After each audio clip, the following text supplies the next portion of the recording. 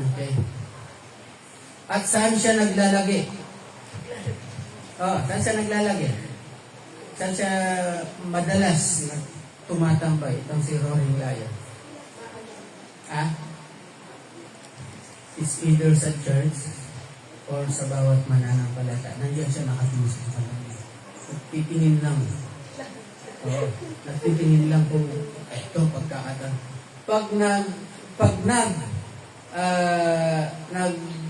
Ano ba yan yung yung bang nagbaliwala ka lang ng konti. Yun na yung chance. Dalitin ka ng mabilis ang layo pag dumagi. Hindi mo napapansin, nandiyan na pala. Okay? So, ang sabi ni James is be sober. Ano ibig sabihin ng be sober? Dapat clear yung mind mo.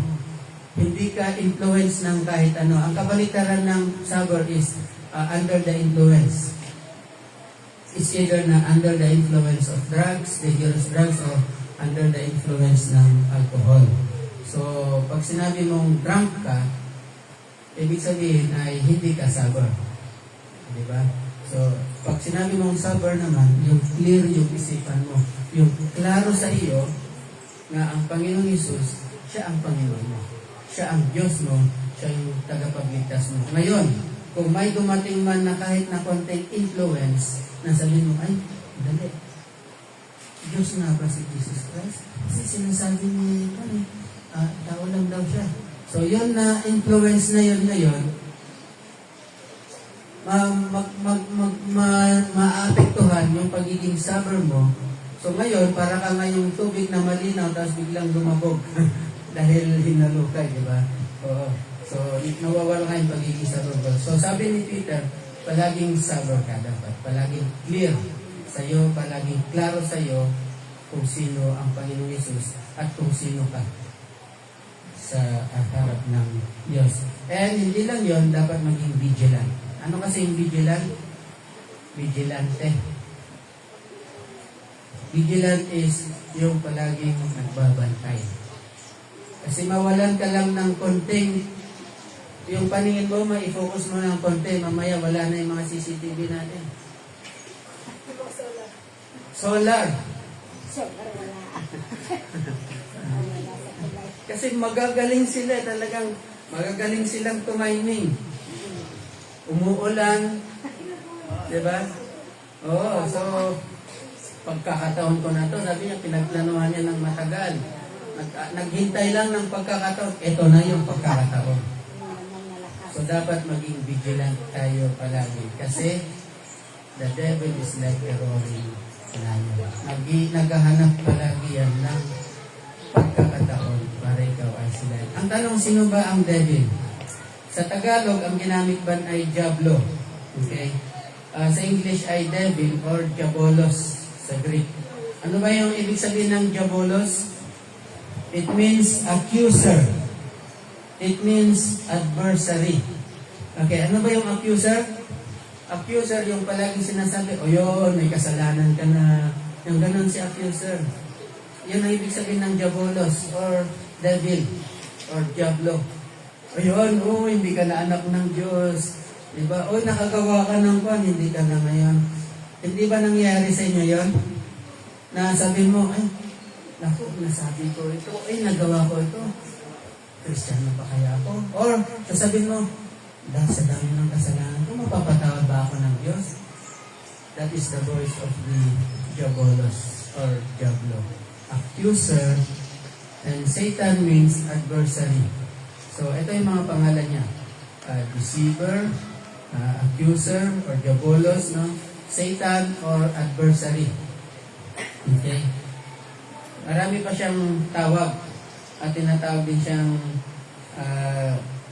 father of lies at saka murderer doon sa John 8:44. Okay? So, John 8:44, sinabi doon na he is of your father, the devil. Because nagsinungaling na siya yung una pa. Murderer. Hindi lang isang tao murder niya. Lahat ng tao. Ruler. At tinatawag din siyang ruler of the prince of this world sa John chapter 12:31 at saka John 16:33. verse 11.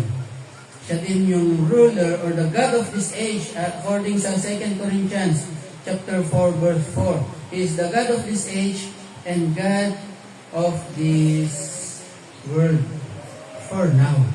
For now. Pero dahil ang Panginoon Jesus ay nagtagumpay doon sa krus, hindi kung tinanggap mo siya, kinikilala mo siya bilang tagapagligtas, take note, hindi lang tagapagligtas, dapat Panginoon din. Kasi maraming tao, ayaw nila yung lordship ng Panginoon.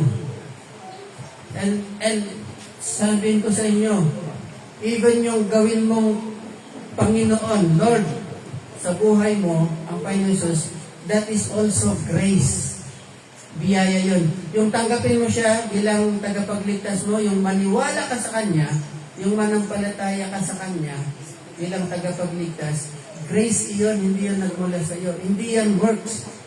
Yung gawin mo siyang Panginoon sa iyong buhay mo, grace pa rin yun, hindi yung works. Bakit? Kasi walang tao na magsasabing ang si Jesus Christ siya yung Panginoon ng buhay ko. Hindi. Mas Panginoon pa nila ang sarili nila.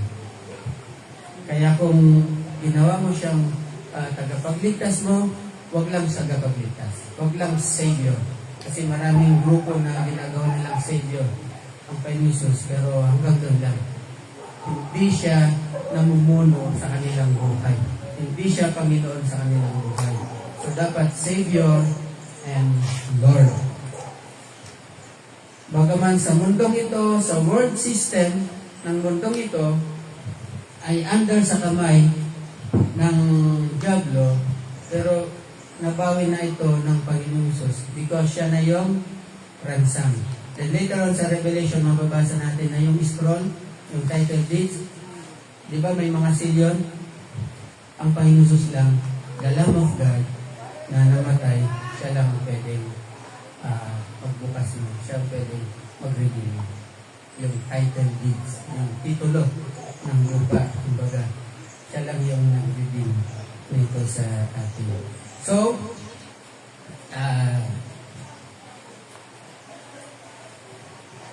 bilang lesson po natin, life lesson, kasi I think hindi na tayo aabot dun sa tatlong temptation. So, may part 2. Itong verse 1 to 11. So, life lesson, kailangan nating magbantay palagi. Okay? Sapagkat hindi tumitigil ang Diablo sa pagtukso, lalong-lalong na sa mga mananampalataya. Pag ang isang temptation, pag ang isang trial ay nalagpasan mo, huwag mong isipin na tapos na yon. Meron pang susunod. At on another level. Yung mga naglalaro ng games, alam nila ito. Kasi pag nalagpasan mo na yung isang stage, another stage ka na. Pero yung stage na yon, mas mataas ang difficulty kaysa yung unang level. So pag nalagpasan mo ang isang pagsubok, which means ready ka na para sa another pagsubok. Para sa another trial. Nung nag-grade 1 ka, yung exam mo pang grade 1. Pero nung nag-grade 6 ka na, hindi naman pwedeng pang grade 1 ulit yung exam mo. Tama? Dapat pang grade 6. O baka mayroon ng grade 7 na level yung exam mo. In preparation dun sa pag-grade 7. Kaya pagdating ng high school, makita mo yung exam mo, ay, elementary. Basic. Bakit? Ay, napagdaanan mo yun. Basic. Okay? Yan. So, pero, kailangan natin palaging nagbabantay or mapagbantay sapagkat hindi tumitigil ang Diablo sa pagtukso sa mga mananampalataya.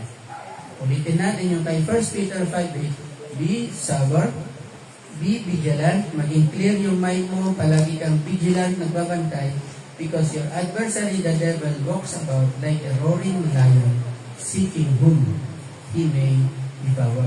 And yung pangalawa na life lesson, kapag nakakaranas ka ng tukso, ng pagsubok, kailangan natin maging sensitive sa galaw ng Diyos o o ng Holy Spirit sa ating buhay.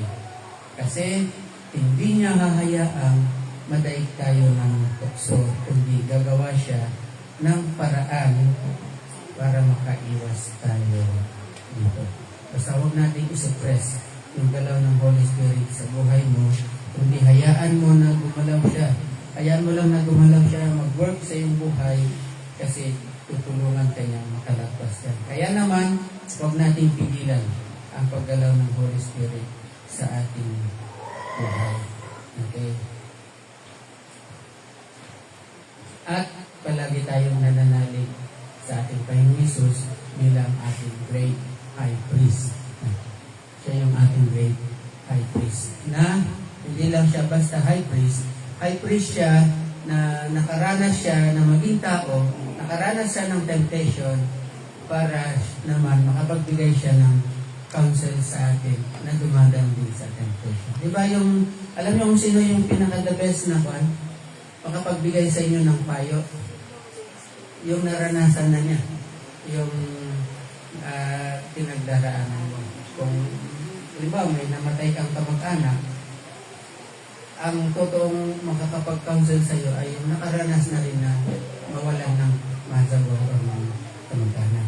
Sige, tandaan po natin, kailangan natin palaging nagbabantay at huwag natin hayaan masuppress yung Holy Spirit, kundi hayaan natin gumalaw siya sa ating buhay. Sige, tayo pumunta tayo manalangin.